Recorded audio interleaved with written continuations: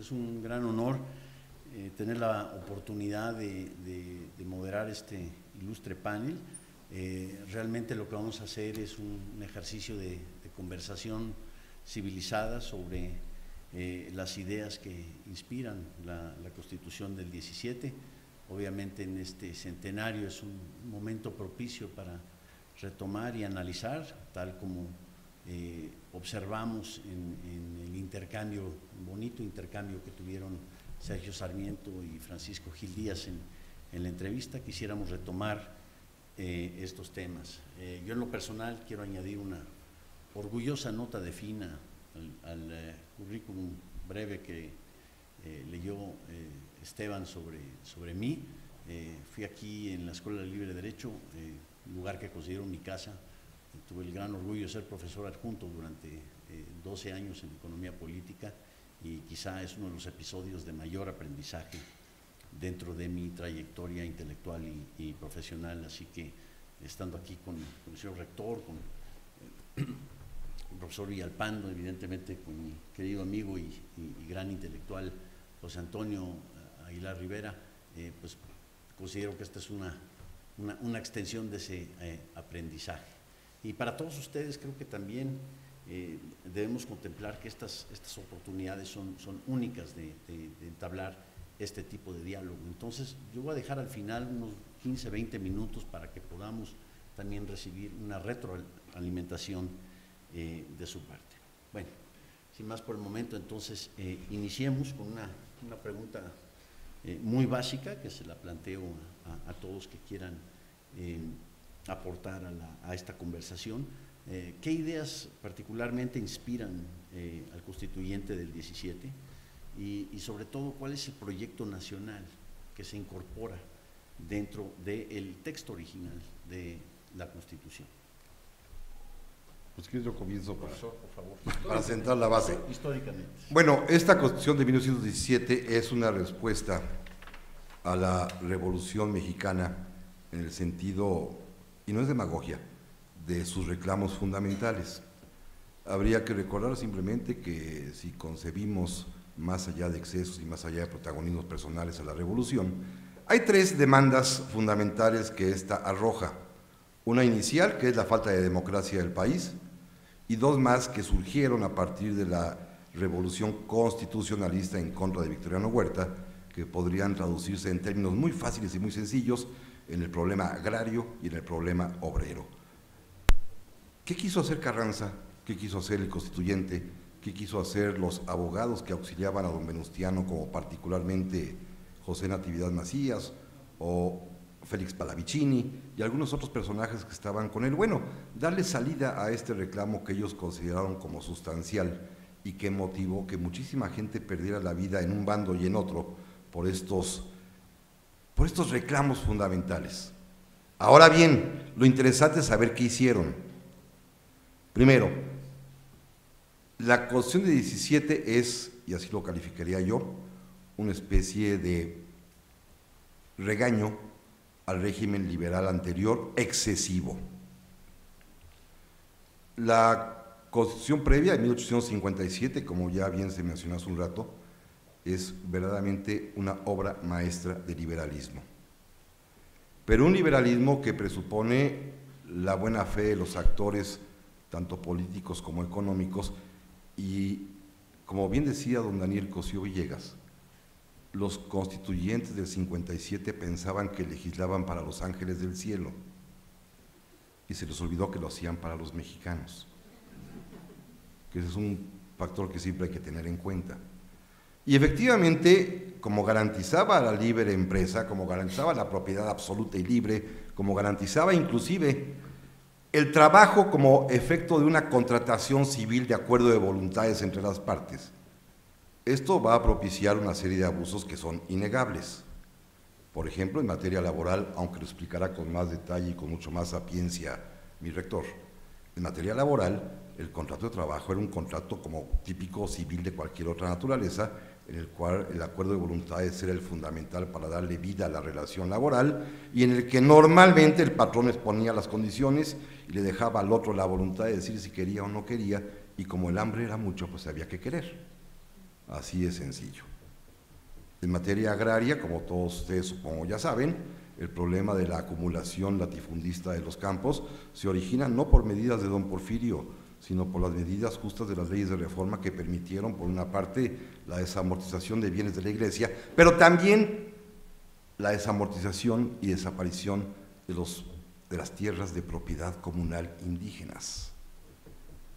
Entonces, pues, estos dos grandes excesos, más evidentemente la falta democrática que se evidenció con las 6-7 reelecciones del presidente Porfirio Díaz, pues son la causa y el reclamo original y, digámoslo así, esencial de la Revolución Mexicana. Y por eso los constituyentes del 17 se ponen a legislar, pero tienen un par de problemas iniciales que yo ahí cerraría mi intervención, señalándoles simplemente, primero, que es un Congreso que carece de una legitimidad de fondo, porque a diferencia del 57, que es un Congreso, repito, que da una constitución liberal, en el de 50, y participaron ahí liberales, moderados y conservadores, en el 17 únicamente participan los vencedores de la revolución. Sin saber que en los debates, este grupo vencedor revolucionario, que logró colocar a todos los diputados por completo formando parte de la élite revolucionaria más o menos identificada entre pensante y militar, este grupo se va a escindir en dos durante los debates. Habrá un grupo moderado, el seguidor a Carranza, y un grupo radical que va a seguir un poco los lineamientos, quizá de ambición política, de Álvaro Obregón.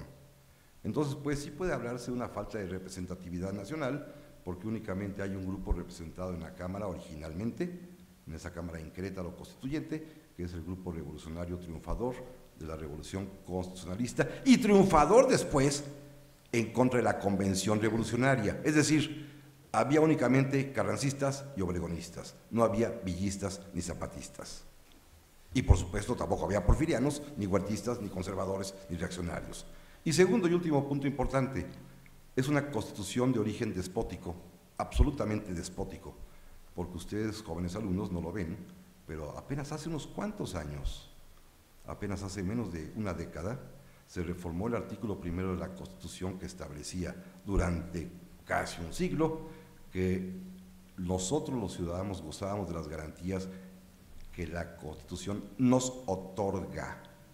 Es decir, es el Estado a través de su ley suprema la que nos daba derechos, y hoy en día, si ustedes la leen el artículo primero, ya se reformó en una iniciativa que en su momento propuso el señor presidente Felipe Calderón. Ya no es el Estado el que nos da los derechos, sino que los tenemos, como en el 57, porque somos personas y seres humanos.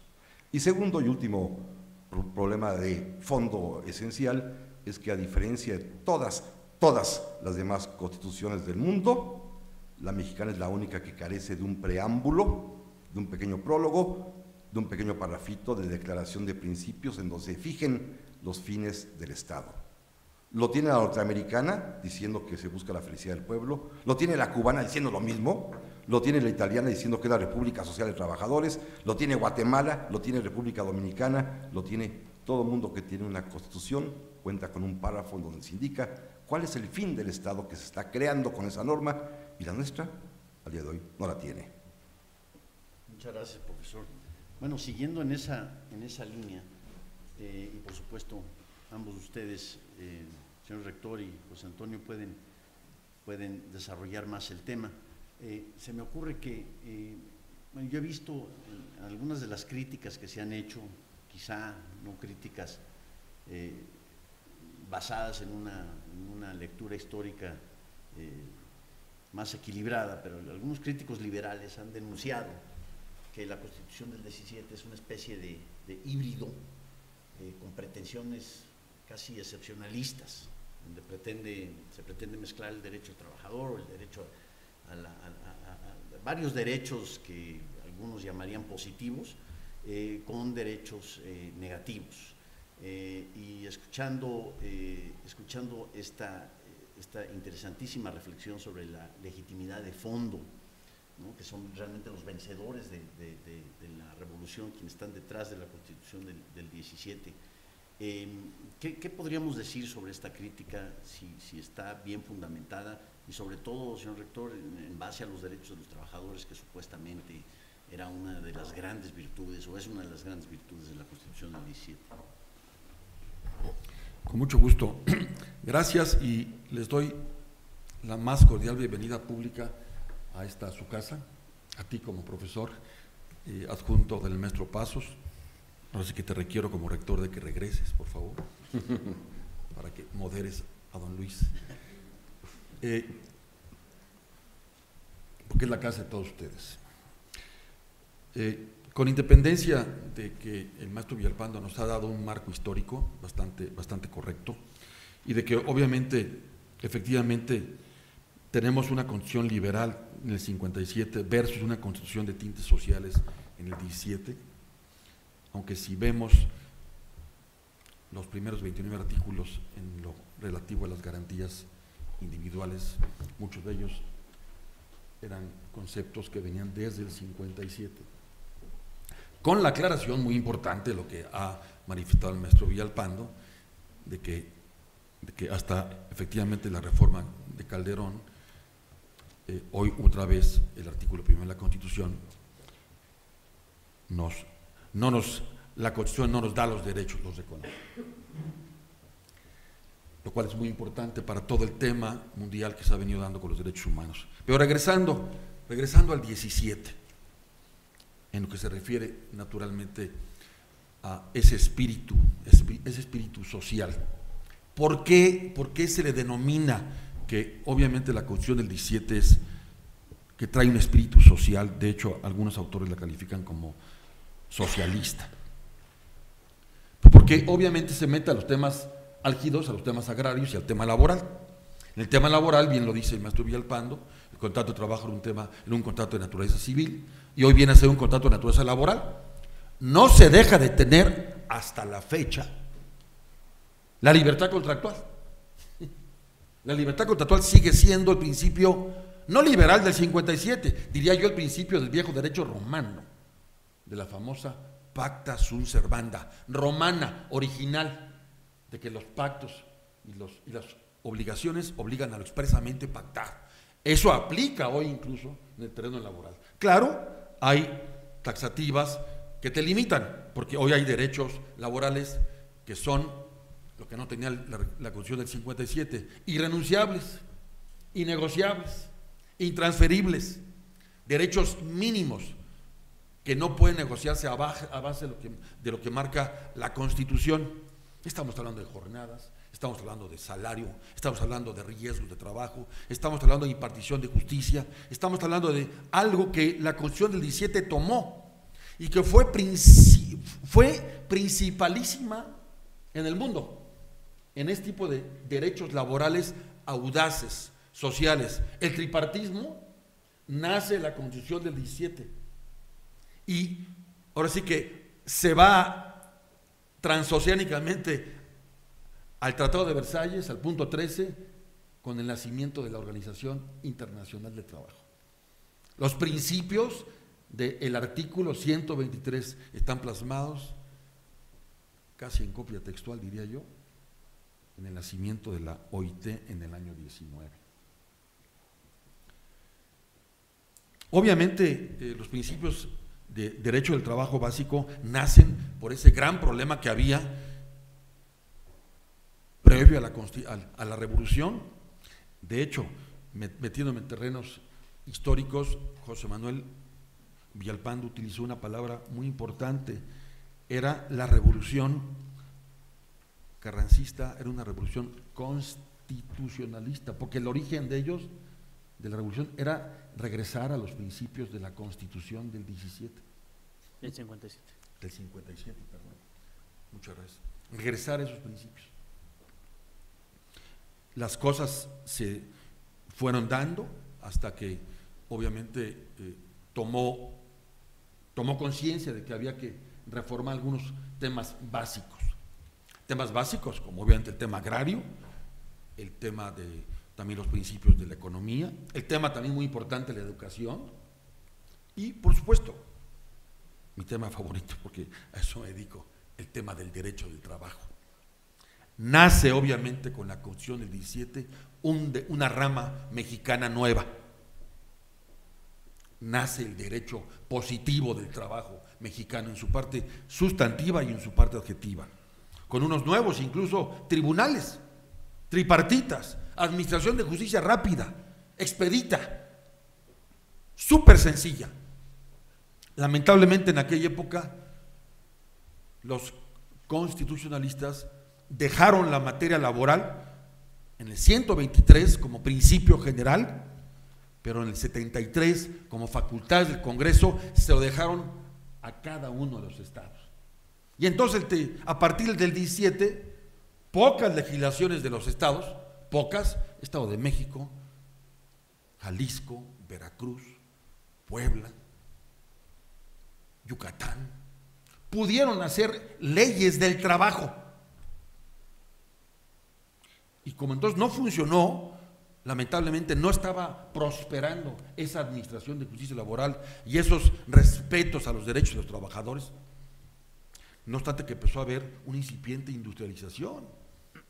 Las compañías petroleras, todas ellas extranjeras, hicieron uso de sus derechos corporativos para venir a México a la explotación del petróleo. Fue una época también de oro de las empresas extranjeras, básicamente norteamericanas, inglesas y holandesas.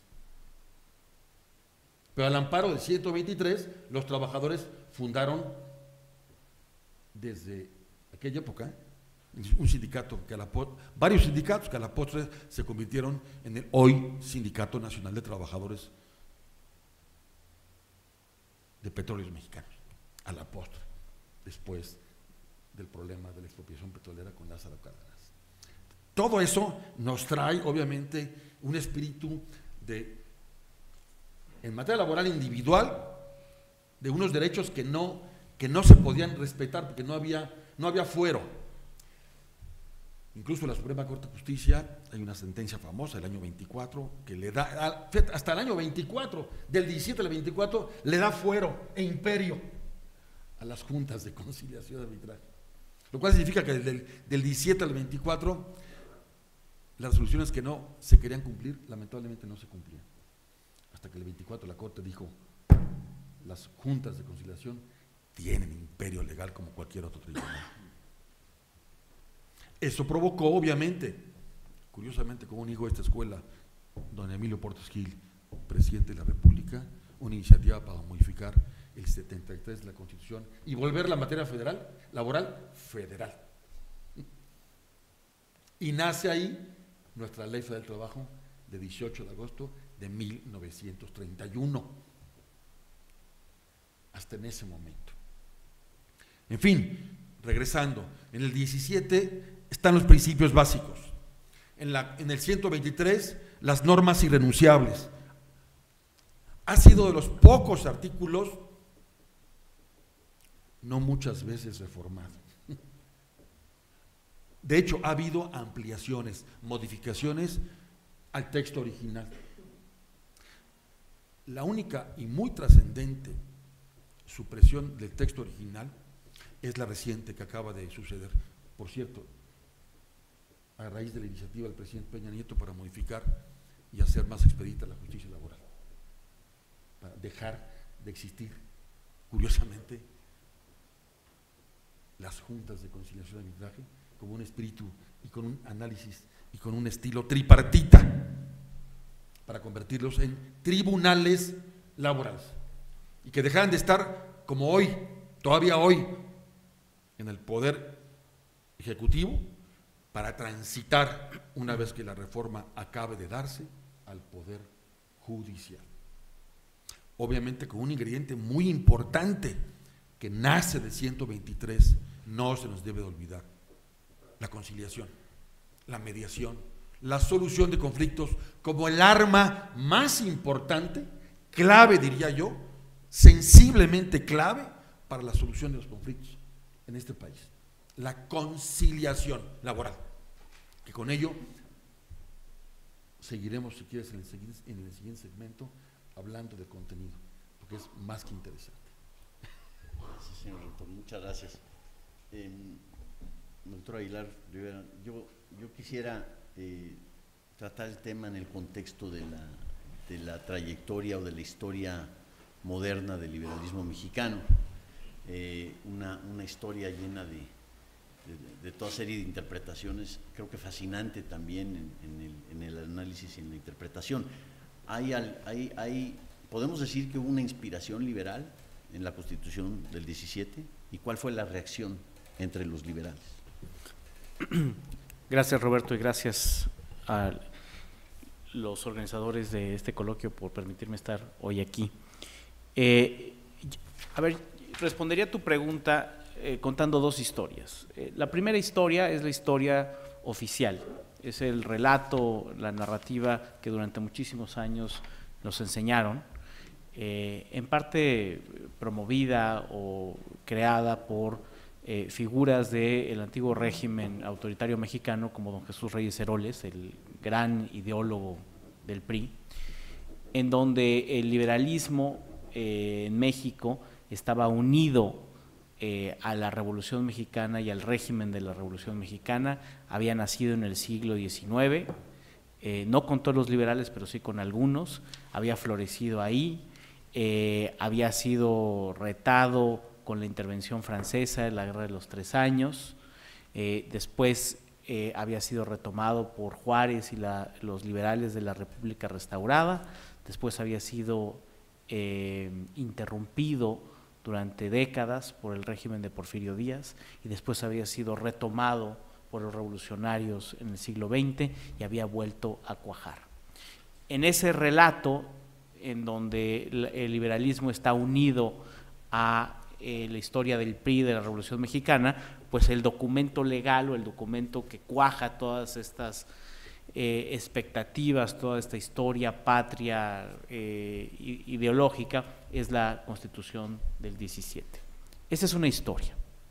Ahora, ¿cuál es la otra historia? La historia no oficial. En la historia oficial del liberalismo mexicano no hay nada del cuento de Reyes Heroles.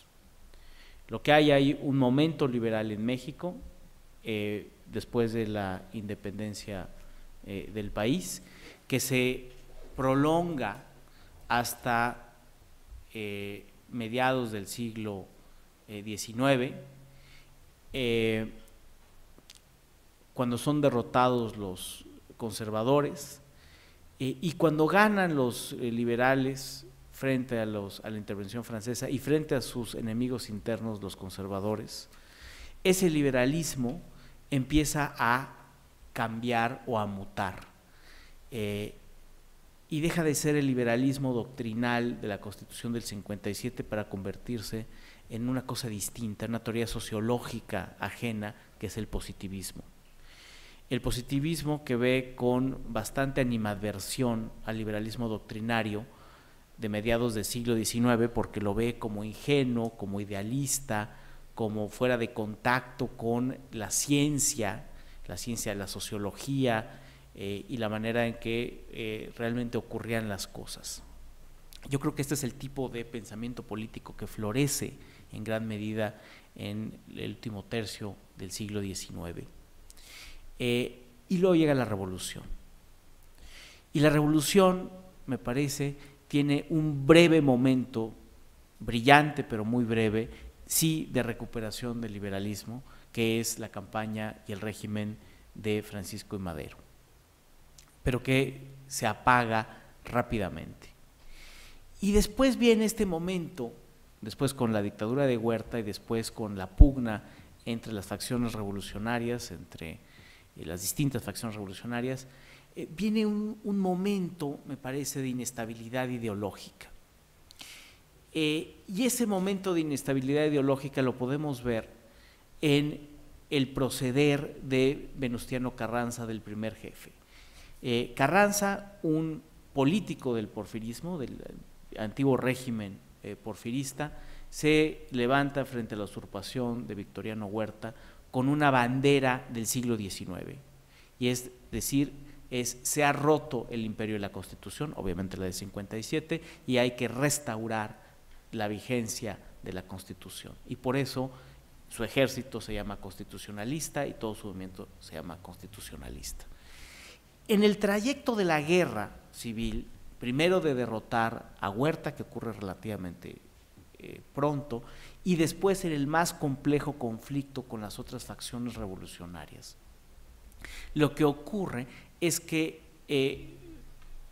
Venustiano Carranza se da cuenta que lo que quiere hacer no es restaurar la Constitución. Y las razones por las cuales no quiere restaurar la Constitución son en parte políticas, de realismo político, y en parte ideológicas. O sea, se da cuenta y tiene en mente el ejemplo de lo que ocurrió con los liberales cuando derrotan a la dictadura de Santa Anna a mediados del siglo, que esos liberales de inmediato muy rápidamente convocan un Congreso Constituyente y de ahí sale la Constitución del 57. Y se da cuenta Carranza que uno de los errores políticos de Juan Álvarez y ese grupo de liberales fue que perdieron el control del Constituyente del 57. Y tan perdieron el control que lo que acaba produciendo ese Congreso, que además sesiona durante mucho tiempo, que se siente la única autoridad legítima mientras que sesionaba, lo que produce no deja contentos a una parte importante de la élite política y por eso inmediatamente después de promulgada la Constitución estalla una guerra civil, la Guerra de los 3 años. Bueno, Carranza dice, si restauro la Constitución del 57, nos vamos a encontrar en un escenario similar al de los hombres de Ayutla. No voy a controlar muy bien qué ocurre, no tengo el control político pleno. Y entonces decide, esa es una razón. Y la otra razón es que hay una serie de demandas sociales nuevas. Y que se da cuenta Carranza que la Constitución del 57 no le da o no tiene instrumentos adecuados para hacer frente a esas nuevas realidades sociales. Y lo que decide es algo que no se refiere en estos términos normalmente, pero que este es el sentido cabal de lo que hace, es instaurar la segunda dictadura de nuestra historia. La primera es esta, brevemente, o sea, hay muy pocos momentos en la historia de México en los cuales no haya habido, por lo menos formalmente, vigente una constitución.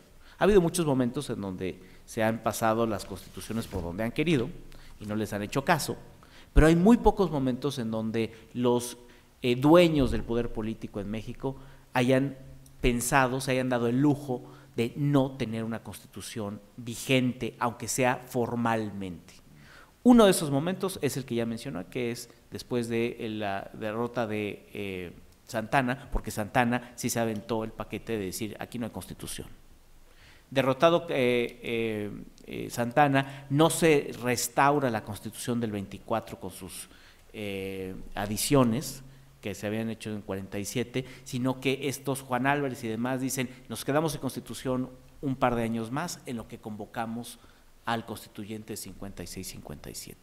Ese es uno. El otro periodo es el de Venustiano Carranza, en donde ya habiendo ganado la guerra, es decir, no había después de la derrota de Victoriano Huerta, del Ejército Federal y de la destrucción del Ejército Federal, no hay ningún pretexto válido para no restaurar de inmediato la Constitución del 57 y llamar elecciones. Y sin embargo, Carranza decide no hacerlo, decide empezar a legislar y a emitir leyes y decretos sin ninguna autoridad formal, ni al amparo de nada, y no es sino hasta 2 o 3 años después que cambia el Plan de Guadalupe, que pedía la restauración de la Constitución del 57 para decir que no, que lo que va a hacer es convocar a un Congreso Constituyente que no va a constituir una nueva Constitución, sino que va a reformar la Constitución del 17. Todo el mundo entendía que no se iba a reformar nada, que lo que iba a hacer ese Congreso era hacer una nueva Constitución que, sin embargo, y esto es lo interesante, no se arriesga a llamarse por su propio nombre. Al día de hoy se abre nuestra Constitución, lo que dice, no tiene preámbulo, pero lo que sí dice, tiene un título, y dice, esta es la Constitución de Querétaro, es promulgada el 5 de febrero de 1917, que reforma la Constitución de 1857. O sea, esa simulación permanece al día de hoy. Instalado ese Congreso, me parece que confluyen varias cosas que habían estado ahí. Por un lado, la herencia o el legado del positivismo que mencioné. O sea, la idea, había una crítica positivista muy importante en la Constitución del 57, probablemente la más importante es la de Emilio Rabasa, a principios del siglo XX, que hace una crítica del mecanismo institucional de la Constitución del 57, que crea un equilibrio de poderes deficiente, que hace débil al poder ejecutivo, y tiene una serie, en la Constitución y la dictadura, tiene una serie de críticas. Bueno, una parte de ese positivismo es incorporado, no solo en la versión de Rabasa, que es muy compleja, digamos, la intervención de Rabasa, sino también en la de Andrés Molina Enríquez y la cuestión agraria. Y ahí creo que se pone la mesa para una serie de influencias antiliberales, contemporáneas e históricas. Muchas gracias. Bueno, podemos seguir en esta fascinante línea, pero quisiera yo regresar con el profesor Villalpando y particularmente esta interesantísima afirmación de que la Constitución del 17 carece de legitimidad de fondo. He escuchado esta crítica de parte de otros, digamos, más en términos editoriales o periodísticos, que no por ello deja de ser válida, de que la Constitución que tenemos hoy en día, 100 años después, parecería ser un texto pues prácticamente completamente diferente al texto original. ¿Qué ha pasado en esa evolución? No decir progreso, porque sería petición de principio, pero ¿qué ha pasado en esos 100 años? ¿Qué reflexión histórica nos merece? Claro, con todo gusto. Bueno, hay varios elementos aquí interesantes. Uno de ellos, y ya apareció un poco cuando tú comentabas, Roberto, el asunto de que hay un lenguaje paralelo metaconstitucional. Bien, tocó el doctor Aguilar ahorita, la parte formal es perfectamente clara.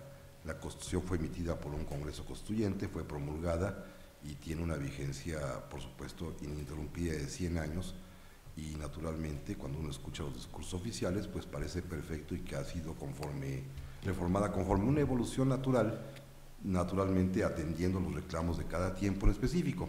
Pero hay un lenguaje oculto, yo lo llamaría metaconstitucional, que nos hace ver varias cosas interesantes. Primero, es una constitución que a lo largo de 100 años nos demuestra que a pesar de lo que se diga, repito, en el discurso celebratorio, carece de un proyecto nacional, que era tu primera pregunta inicial. Más bien, creo que Carranza, y haciéndome eco lo que dijo el doctor Aguilar, fue muy inteligente. Dejó abierta la llave para que cupiera todo lo que se ofreciera mediante un sistema de reforma constitucional, el constituyente permanente, relativamente sencillo.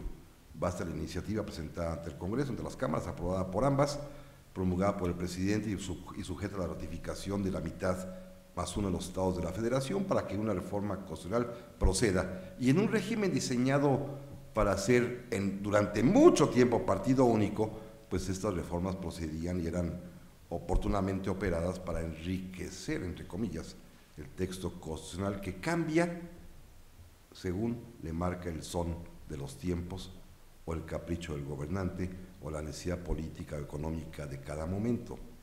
Efectivamente, la crítica parece ser ligera, pero si un constituyente 17 reviviera de pronto y hojeara su constitución, efectivamente muy poco va a encontrar de parecido con lo que él discutió, debatió en Querétaro en 1917. La respuesta es muy sencilla, es que el proyecto nacional se actualiza cada sexenio y esto ha permitido que cambie y de pronto pues veamos momentos muy simpáticos. Si pensamos en el artículo 27, que tiene como base y origen las reflexiones de un sabio colonialista, que es Andrés Molina Enríquez, que plantea y les recuerda a los constituyentes la manera como en la época virreinal se establecía la propiedad que pertenecía a la corona, ese ser etéreo, extraño, cuyo titular es el rey, pues ahora la propiedad pertenece a la nación, con ese ser raro que lo administra, que es el Estado mexicano.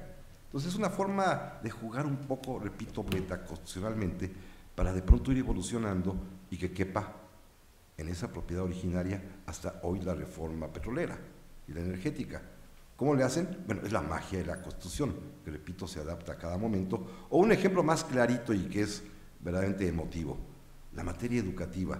Aparece como educación libre en 17, claro, la del Estado sujeta a cierta modalidad que debe ser laica y gratuita, pero poco a poco se va modificando y en 32 se convierte en la obligación de impartir educación socialista para darle a los niños mexicanos una noción exacta y racional del universo. Y así decía el texto constitucional, y en 47 se vuelve a reformar y aparece esa poesía bellísima que escribió don Jaime Torres Bodet, de nuestra educación, que es por la democracia, la justicia, la solidaridad internacional, no sé cuántas cosas, y la reforma educativa de hoy en día, que también establece la evaluación de los maestros como parte de la norma. Es decir, cabe todo, absolutamente todo, conforme, repito, y se oye muy feo y muy grosero, pero es la realidad, el mandato político, la necesidad sentida o la impronta económica que en ese momento exige algo, o a veces, y ha habido casos, hasta el capricho del señor presidente de la República, cuando podía hacerlos en estos tiempos que pasaron del 2000 para atrás.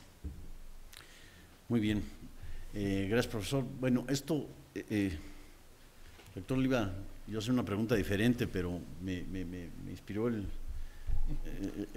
comentario de la magia de nuestra Constitución, que se adapta y admite todo, que pues podría eso interpretarse como una crítica poderosa.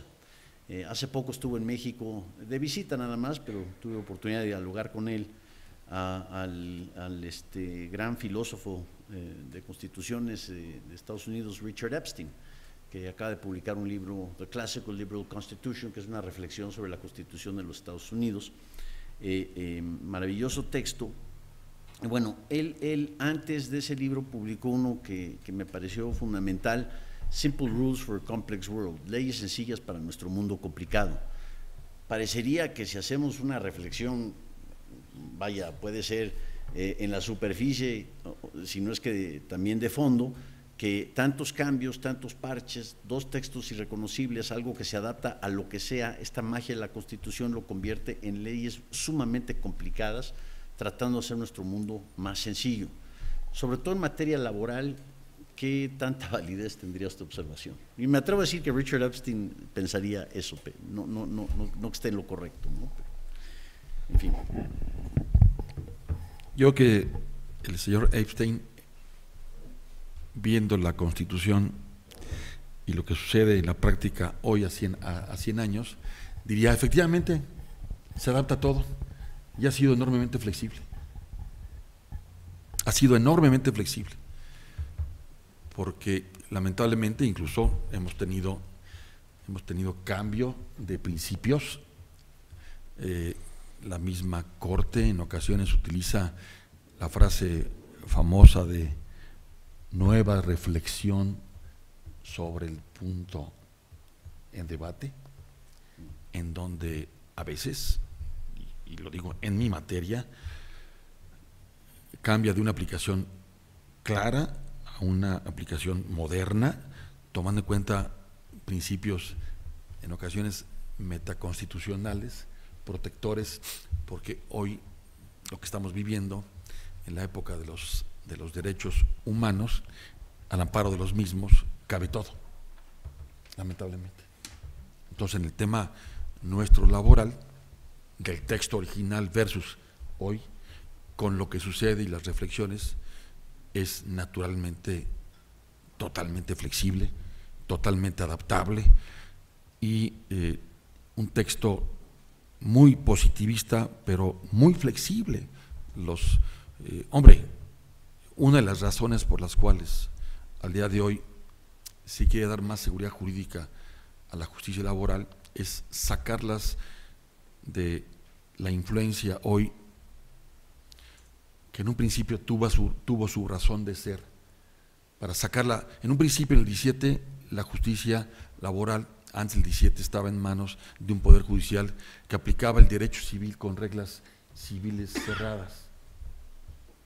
Nace un derecho procesal laboral con reglas más flexibles, entonces había que diseñar, como lo hicieron, una impartición de justicia tripartita mucho más pronta, mucho más sofisticada,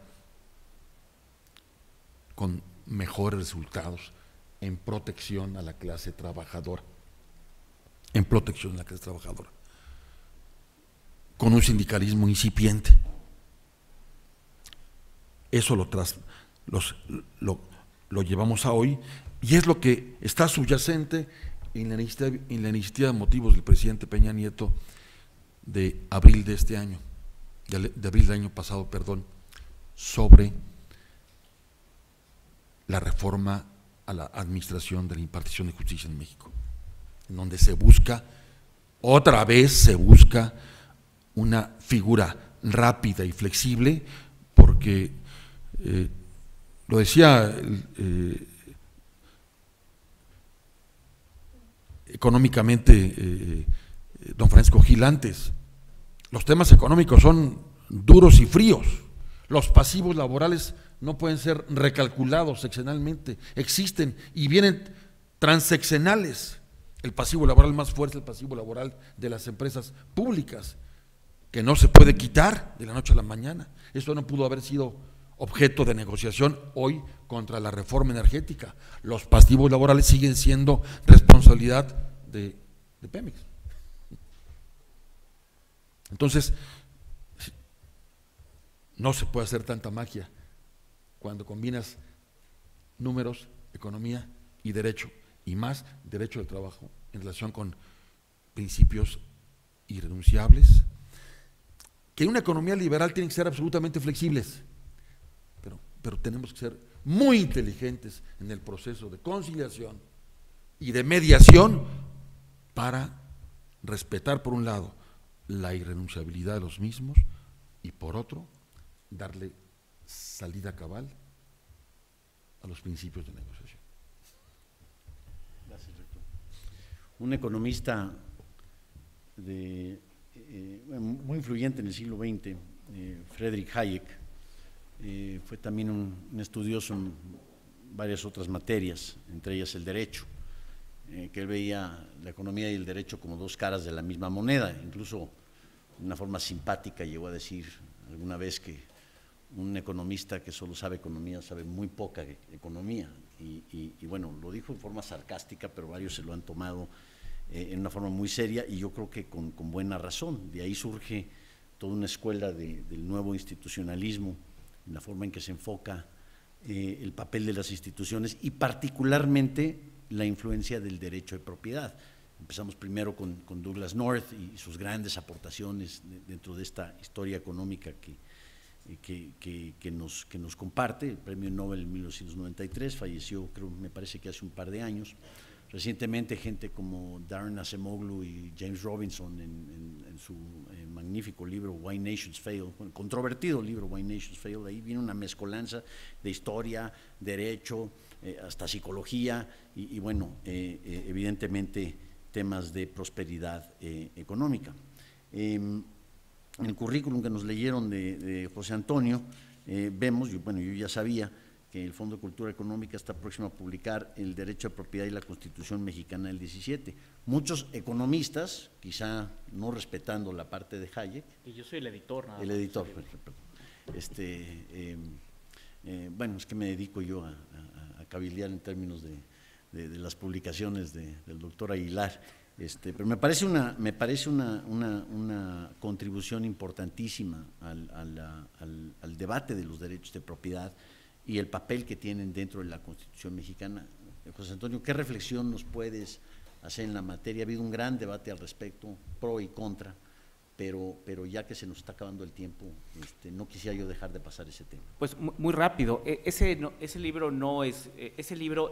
en realidad es un ensayo que escribió la persona de la cual lleva este nombre, este auditorio lleva el nombre, es decir, de Emilio Rabasa. Que se pensó durante mucho tiempo que no había escrito nada ideológico sobre la Constitución del 17, aunque se sabía que había escrito en 1900, poquito después de que se promulgó la Constitución en abril del 17, que había escrito por encargo un estudio jurídico sobre el artículo 27, y durante 100 años ese estudio jurídico estuvo perdido. Los historiadores lo habían tratado de buscar, no lo habían encontrado, había muy pocas copias, se sabía de pocas copias, y por un golpe de suerte debo decir que hace año y medio yo pude localizar ese estudio jurídico. Entonces, ese libro es la crítica de Emilio Rabasa a la concepción de los derechos de propiedad del artículo 27 de la Constitución. Y ya lo leerán, sale en unas semanas, ya estará disponible a través del Fondo de Cultura Económica y la Suprema Corte y el CIDE en la coedición. Pero una de las cosas que decía Rabasa en 1917 que nos aplica hoy es precisamente que sin derechos de propiedad firmes, que la Constitución del 17 socavó y que además en la parte doctrinal no han sido tocados al día de hoy, o sea, le han metido mano, etcétera, de manera un poco oblicua, pero no han tocado el corazón antiliberal del artículo 27, sin derechos de propiedad firmes y sólidos. Entonces eso tiene un costo en términos de crecimiento económico, de seguridad jurídica, de vigencia del Estado de Derecho.